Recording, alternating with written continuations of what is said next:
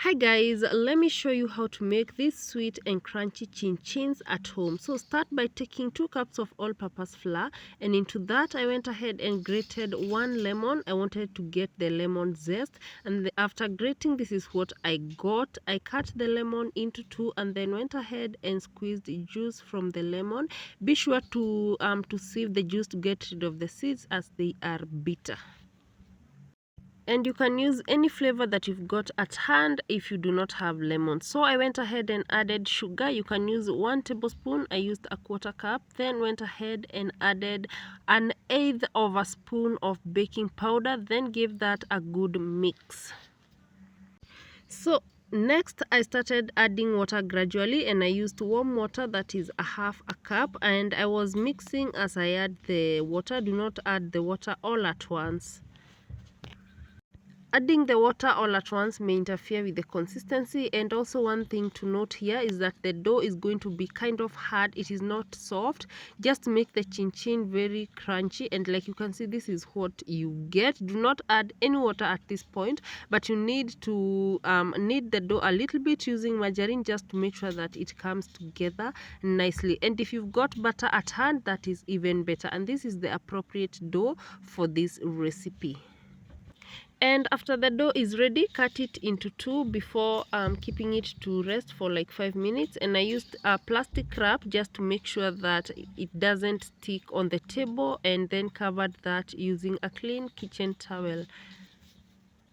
So I left the dough for 5 minutes, and 5 minutes later I took one ball, and the idea is to roll it out to continue to the next.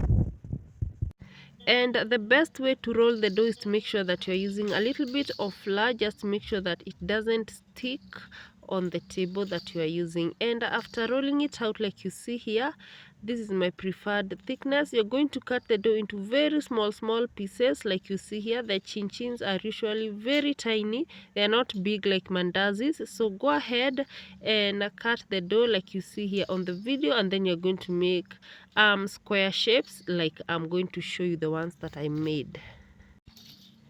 And if you'd like to explore, you can cut into even fancier shapes than the ones I made. So I just went ahead and cut mine into these shapes like you see here, and this is what I got. So I just put them into a plate before moving on to test my frying oil if it was ready.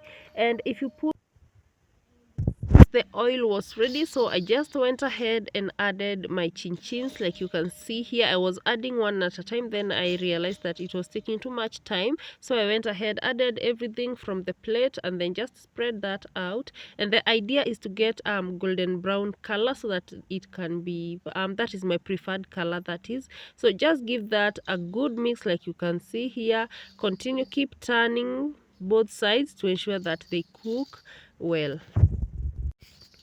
These chin chins are perfect for breakfast, for snacking, or even for just for enjoying at home for the kids especially. So I went ahead, kept turning that until I got a golden brown color that I was satisfied with, like you can see here.